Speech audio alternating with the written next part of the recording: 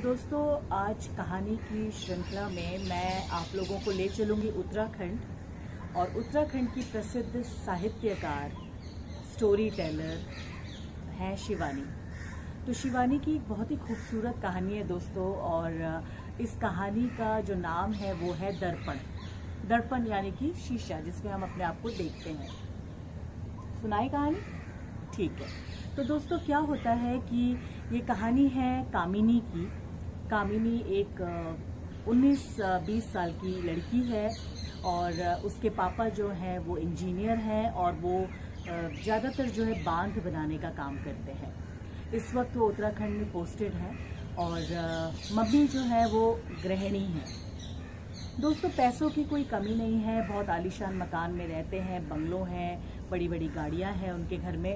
और भगवान की कुछ ऐसी कृपा है कि जो ये कामिनी है वो बहुत ही खूबसूरत है, और उसको अपनी इस खूबसूरती का बहुत ज़्यादा अहम भी है, यानी कि घमंड भी है। दोस्तों, उसकी एक हॉबी होती है समय के साथ। उसे दर्पण में अपना मुंह देखना बहुत पसंद होता है। शीशे में वो अपना मुंह देखती रहती है, और इसके लिए वो जहाँ भी जाती है, जहाँ उसे मौका मिले, दर्पण खरीदती है। दोस्तों, दर्पण खरीदते खरीदते एक लिमिट होती है कि आप अपने घर में उसको किन किन दीवारों पे लगाओगे, कहाँ कहाँ लगाओगे। तो धीरे धीरे ये हालत हो जाती है कि कामिनी के जो छोटे छोटे बड़े बड़े शीशे हैं, जो दर्पण हैं, वो छतों पे भी लगने शुरू हो जाते हैं। किसी दर्पण में वो अपने बालों को देखती है, किसी पे वो अपनी आँखों को देखती है, किसी पे अपने कपड़ों को देखती है, और खुद से ही खुद की तारीफ करती रहती है। पिता अपनी पुत्री को बहुत ज़्यादा प्यार करता है, सराहता है, और उसकी इन सब छोटी छोटी जो हरकतें होती हैं उस पर उसको खुश होके देखता है। लेकिन दोस्तों, माँ थोड़ा चिंतित है। माँ उसे समझाती है, उसे थोड़ा सा मैच्योर होने के लिए कहती है। उसे कहती है कि बेटा, तुम बिल्कुल कुछ काम भी नहीं जानती हो, बड़ी हो रही हो, शादी होगी, थोड़ा खाना बनाना सीखो। लेकिन वो अल्लड़ है, वो किसी की नहीं सुनती। वो अपनी लाइफ में, अपने दोस्तों में घूमने फिरने में मस्त रहती है। खैर दोस्तों, शादी का समय आता है, क्योंकि अब वो पोस्ट ग्रेजुएशन कर चुकी है, और हर परिवार की तरह कामिनी जो है दोस्तों, वो भी अपनी मौसी से बहुत ज़्यादा जुड़ी होती है। माँ की तो वो सुनती नहीं। तो एक दिन मौसी ही एक रिश्ता लेके आती है और कहती है कि कामिनी सुनो, ये रिश्ता जो है बहुत प्यारा है, और ये कहीं ना कहीं तुम्हारे दर्पण से जुड़ा हुआ है। ये जो लड़का है, इसने तुम्हें एक फर्नीचर की दुकान में देखा, जहाँ तुम दर्पण में अपने आप को निहार रही थी, और उसी निहारते हुए समय इसने तुम्हें देखा, और अब ये तुमसे शादी करना चाहता है। कामिनी को ये बात बिल्कुल पसंद नहीं आती दोस्तों। कहीं ना कहीं वो शादी करना ही नहीं चाहती है। वो मना कर देती है, मौसी को बहुत समझाती है, लेकिन फिर भी मौसी किसी न किसी तरीके से उन लड़के वालों को घर में उसे देखने के लिए बुला लेती है। कामिनी जैसे ही उस लड़के को देखती है दोस्तों, उसको अच्छा नहीं लगता है, क्योंकि अपना तो उसे अपनी सुंदरता का तो बहुत एक तरह से अहंकार होता है, लेकिन उस लड़के को देख के उसे बुरा ये लगता है कि उस लड़के की नाक बहुत बड़ी होती है।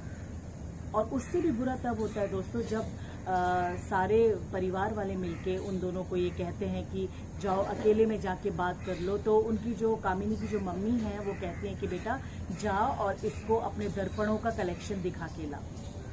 वो उसे अपने साथ अंदर ले जाती है दोस्तों, क्योंकि उसे वो लड़का पसंद नहीं आ रहा है। तो वो उसकी बेइज्जती इस तरीके से करती है।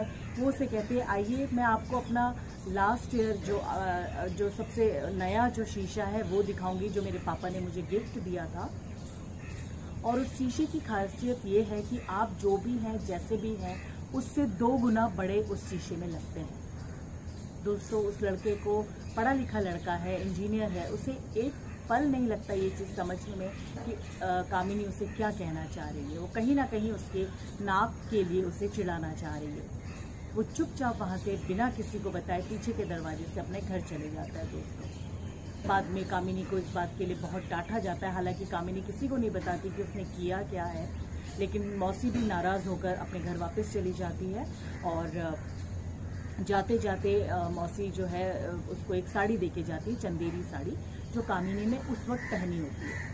दोस्तों, सब चले जाते हैं, घर में बहुत मनुष्यत सी छा जाती है, सब दुखी हैं, और आज कामिनी के पापा भी उससे बहुत ज़्यादा दुखी हैं।